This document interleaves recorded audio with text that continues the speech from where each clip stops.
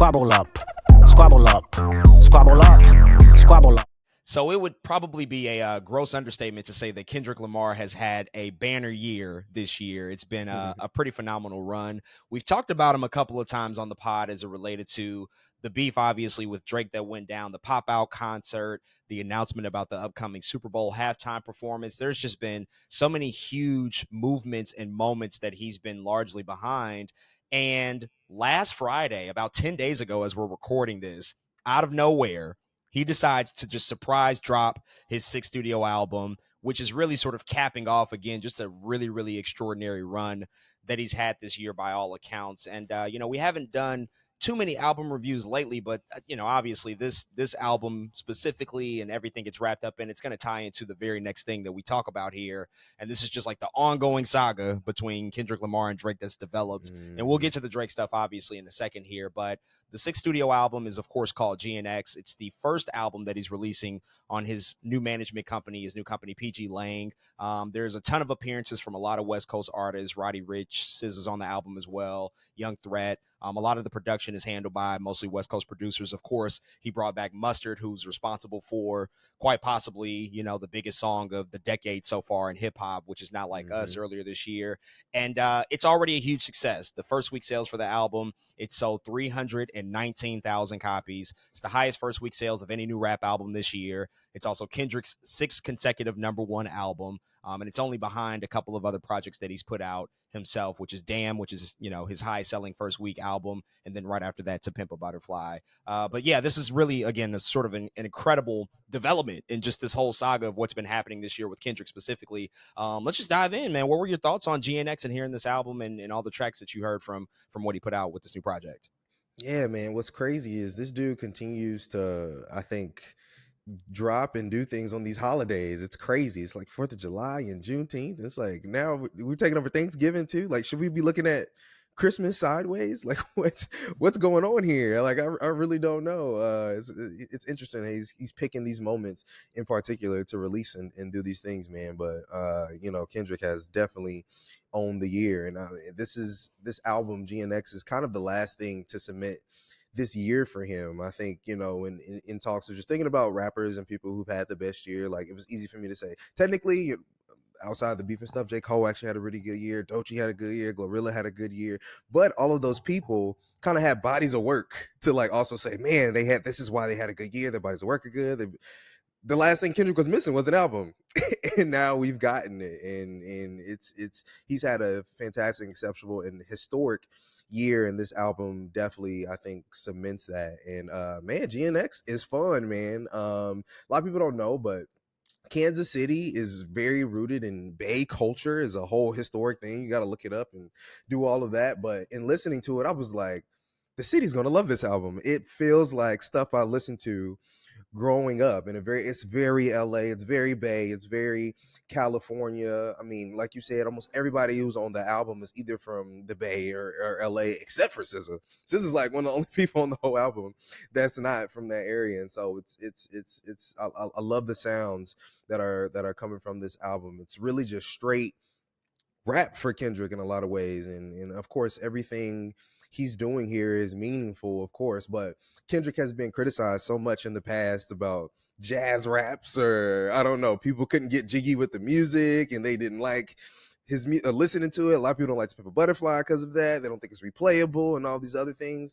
And now GNX comes, and it's this thing where now it's undeniable, where he could have always done this if he wanted to, but he chose to make different kinds of art. So I really appreciate, I think, him deciding to do this pure LA feel, West Coast rap kind of album that we're getting. It sounds fantastic. And what's also really cool about the album, a lot of people may not recognize this, but there's actually a lot of also East Coast influence in it. If you actually listen to the lyrics and a lot of things he's saying and a lot of things he talks about, it's a West Coast album, but it has these little tidbits of East Coast rappers that he loves. Like there is tributes to Nas in it and Jay-Z. It's really cool to kind of hear how he was able to mix those two things together while maintaining the Kendrick Lamar of it all. It's really impressive thing to listen to. Man, the album is fantastic. I mean, I remember somebody was on the internet, I forgot what it was, a TikTok, a YouTube video, something. Somebody asked this white guy and he was like, they were like, what's your least favorite song on the album? And I don't think he could have answered with anything that I would have been like, yeah, that's a good answer. Like, because every track has something to it. If it's not your favorite today, it's probably going to be your favorite tomorrow, and that I think is a recognizable part of what a good album is and should be, man. But it feels good. I love how everyone is talking about it. It definitely has a lot of energy to it. It's in all the videos. A lot of content creators are using it already in their TikToks and reels and stuff, so you can tell it has a lot of popularity there in terms of content usage. But it's a good album, man, and it feels good to be here. And what's also funny is this is like the album that stopped Wicked from going number one, I guess, which is really funny because I did not imagine that would be a thing. Kendrick Lamar would stop a musical album like Wicked from going number one, but here we are. But that only adds to many of the, I think, accolades that he has under his belt this year. But yeah, man, I love it. GNX is really fun, and I can't wait to listen to it some more. What a run. I was literally in the middle of a meeting at work virtually when this dropped, and it dropped at around noon, and I was in a meeting, and it was the longest 30-minute meeting of my life because I'm like, we have got to end this. This album is out. I need to hear what this is. Had no idea, obviously, that it was coming like pretty much all of the world. And it's his shortest album of his career thus far. It's a brisk 44 minutes, 12 songs, very, very concise, very to the point, straight, direct.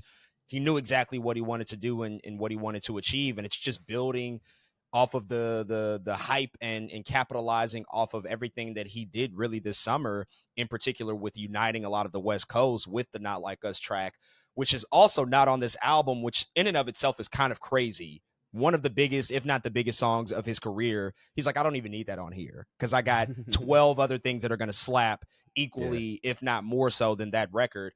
And I love it. I love this album. I think it's really, really incredible for all of those things that I said. Just the fact that it's just a natural transition from everything he's already accomplished so far this year. The fact that it is so concise, and also the fact that it is, I think, almost a reaction to Mr. Morale, which is an album that I do enjoy and like. But as you alluded to, it's one of those projects that he's released that you certainly have to be in a mood to listen to. There's a lot of heavy subject matter. I mean, he's talking about generational trauma. He's talking about all the things that he's dealt with in his personal life, family stuff.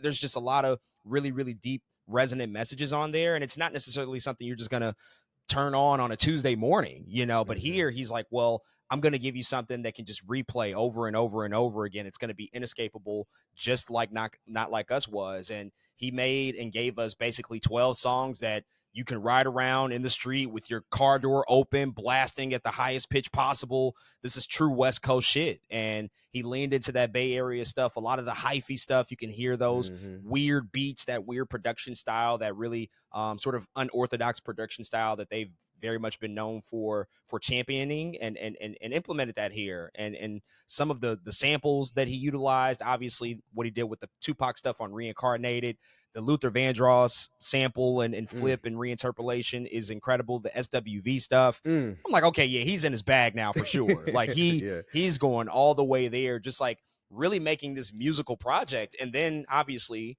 with him, there's no shortage of incredible lyrics. I mean, Whacked Out Murals comes on. Oh and my God. It's one of the best intros I've heard in a long, long time. And he let nothing behind. He let it all just sort of out there. He took the direct jabs at people that he felt a certain type of way about, aired out some petty grievances that have been building up, mostly kind of from this year, the Super Bowl stuff, had to call out Snoop Dogg. Like, yeah, we just got to work. And from there, he set the tone and you knew exactly what you were in for. And I've been playing it, almost nonstop ever since it came out 10 days ago. It's a really, really, I think, an incredible project for sure. And I think it's a really strong testament to just his versatility as an artist. And, now he's at the point where it's pretty safe to say, I mean, he has one of the strongest discographies that we've seen from a rapper ever. Yes. It's pretty unparalleled. The guy has no bad album, period, full stop. Every one of his projects brings something new to the table. Still pretty early, but I'm going to ask you, where would you kind of place this amongst your rankings for Kendrick albums? I think so far, this is technically 6, but then you add in maybe a couple of other projects like Untitled Unmastered, you can throw in there. But where would this kind of fall in line for you in terms of where you put it up against his other projects? You know, that is a really hard question because it is so early. Because I do like it a lot, and it's also hard because I still hold such a soft spot for some of his other projects. I mean, To Pimp a Butterfly and Good Kid, Mad City are just like, I you know, like can I what? How does it compare? I'm not sure. Yeah, those albums mean so much. Right now, I'm gonna put it in the middle though. I'm gonna put it in the middle. I'm gonna put those two, Good Kid, Mad City, To Pimp a Butterfly, and as of right now, damn, I'm gonna put those slightly above it. And then keep it right in the middle and underneath Untitled Mastered and Section 80 and some other stuff. But I really do feel like over maybe in even a couple months, it's gonna move up in the ranks, for sure. But right now, I think I do like it a little bit more than Mr. Morale. But I remember going back to Mr. Morale and being like, wait, damn, this album is good. So it's gonna take me a little bit to evaluate, but for right now, I think I'm gonna kind of keep it in the middle. Yeah, I mean, it's a funny question to ask because there's really not It's a wrong hard. answer. I mean, Yeah, you can't lose. people got Section 80 still, in the top 3, and there's all sorts of conversations that can be had. I mean, I think I'm probably similar where yes, Good Kid, Mad City, and To Pimp a Butterfly are still like my 2 favorite albums that he's produced. This is this is going to be interesting to listen to alongside Damn for me. And I love Damn. I think Damn is incredible, and it's probably his most balanced work where he kind of hit everything that we know him for that he's good at. Like he had the lyricism, of course, some of the more deep, really philosophical tracks, the really thought-provoking tracks. He also had some bangers on there too that you just want to play. Songs. He really had everything on there. This one is in a similar category. I think what I really do like about this one, even beyond all the West Coast stuff, is like he also, again, just like where he is and like what he's coming off of, like we talked about victory laps with the pop out. We talked about victory laps with the Super Bowl. Had no idea, like, well, no, there's still like one more thing he can do here. His shit. And he's just talking his shit completely on this album, letting y'all know, like, he's questioning it. He's questioning the idea of like being the greatest of all time himself, but it's also like still with the idea in mind that, hey, maybe I am. And I think we're now kind of in the place where we have to really take that seriously, to like where this guy might be top 5 conversation easily already, just based off of everything that's happened. So it's a really incredible body of work.